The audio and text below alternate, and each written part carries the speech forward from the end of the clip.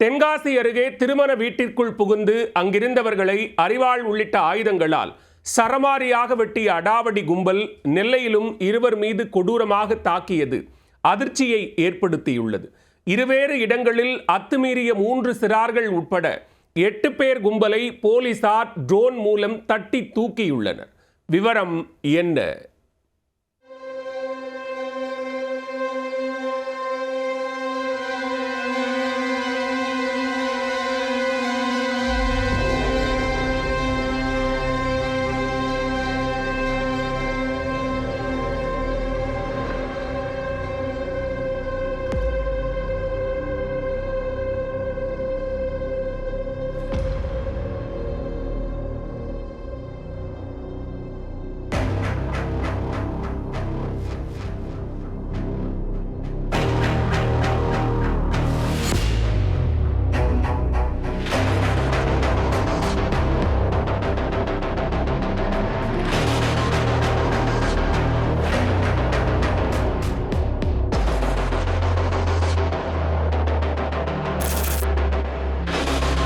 தென்காசி மாவட்டம் ஆலங்குளம் அருகே நெட்டூர் என்கிற கிராமம் அமைந்துள்ளது.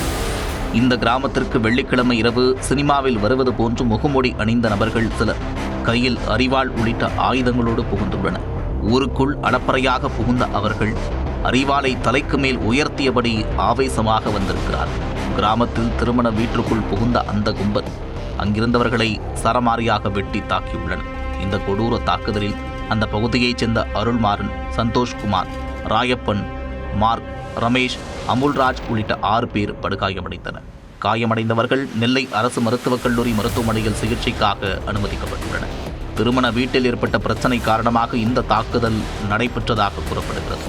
தகவலறிந்து சம்பவ இடத்திற்கு விரைந்து சென்ற ஆலங்குளம் போலீசார் வழக்கு பதிவு செய்து தீவிர விசாரணை மேற்கொண்டு வருகின்றனர். இதனிடையே தப்பி ஓடிய அந்த முகமூடி கும்பல் ஆலங்குளத்திலிருந்து மானூர் செல்லும் சாலையில் சென்றிருக்கின்றன. தெற்குப்பட்டி அருகே இருசக்கர வாகனத்தில் வேகமாக சென்று கொண்டிருந்த அந்த நபர்களை அப்பகுதி மக்கள் அடையாளம் கண்டு தடுத்து நிறுத்தியுள்ளனர். அப்போது இருதரப்புக்கும் இடையே கடும் மோதல் வெடித்துள்ளது. கட்டுப்பாட்டை இழந்த அந்த மர்ம கும்பல் கையில் வைத்திருந்த அரிவாளால் அங்கிருந்தவர்களை சரமாரியாக வெட்டி தாக்குதல் நடத்தியுள்ளனர். இதில் முபாரக் மற்றும் அப்துல் ரகுமான் ஆகியோருக்கு காயம் ஏற்பட்டுள்ளது. அடறல் சத்தம் கேட்டு அப்பகுதி மக்கள் அங்கு குவிந்ததால் அந்த கும்பல் இருசக்கர வாகனத்தில் அங்கிருந்து தப்பி ஓடிவிட்டது. உடனடியாக 108 ஆம்புலன்ஸ் மூலம் காயமடைந்த இருவரும் நெல்லை அரசு மருத்துவக் கல்லூரி மருத்துவமனைக்கு மேல் சிகிச்சைக்காக அனுப்பி வைக்கப்பட்டனர். இந்த சூழலில் தென்காசி மற்றும் நெல்லை மாவட்ட போலீசார் இருசக்கர வாகனத்தில் தப்பியவர்களை தீவிரமாக தேடி வருகின்றனர். சம்பவம் தொடர்பாக மானூர் போலீசாரும் வழக்கு பதிவு செய்து விசாரணையை தீவிரப்படுத்தியுள்ளனர்.